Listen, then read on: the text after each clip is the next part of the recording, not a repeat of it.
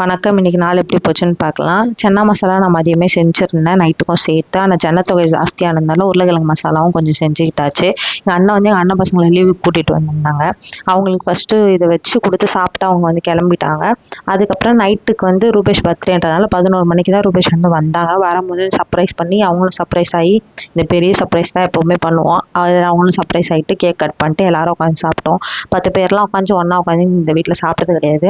ஒன்றா உட்காந்து சாப்பிட்டுட்டு அதுக்கப்புறம் நைட்டெல்லாம் கார்டு விளையாடிட்டு இருந்தோம். ரொம்ப சிரிச்சு வயிறு வலியே வந்துடுச்சு. அப்புறம் மறுநாள் காலையில் எழுந்துச்சு என்ன சமைக்கிறதுன்னு யோசிச்சுட்டு இருந்தேன். ஏன்னா வெஜ்ஜு தான், வெஜ்ஜில் என்ன ஸ்பெஷலாக செய்கிறது அப்படின்ட்டு மஷ்ரூம் 2 பாக்கெட் ஆர்டர் போட்டிருந்தேன். 18 ரூபாய்க்கு நான் 2 பாக்கெட் வாங்கியிருந்தேன்.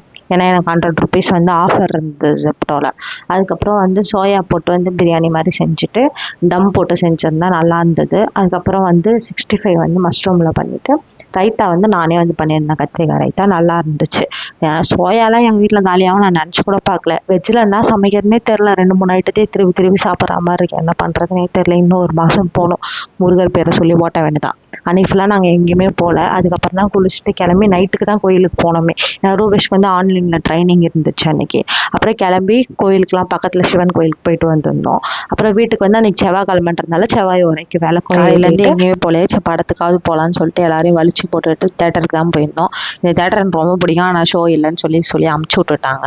அப்படியே விஜய் பார்க்குக்கு போயிருந்தோம். விஜய் பார்க்குக்கு போயிட்டு படம் பார்த்துட்டு மிராய் படம் தான் பார்த்தோம். பசங்களுக்கு ரொம்ப பிடிச்சிருந்துச்சு. வர அப்படியே ஸ்நாக்ஸ்லாம் பசங்களுக்கு வாங்கி கொடுத்துட்டு வீட்டுக்கு வந்துட்டோம். அடுத்த வீடியோவில் பார்க்கலாம். பாய்.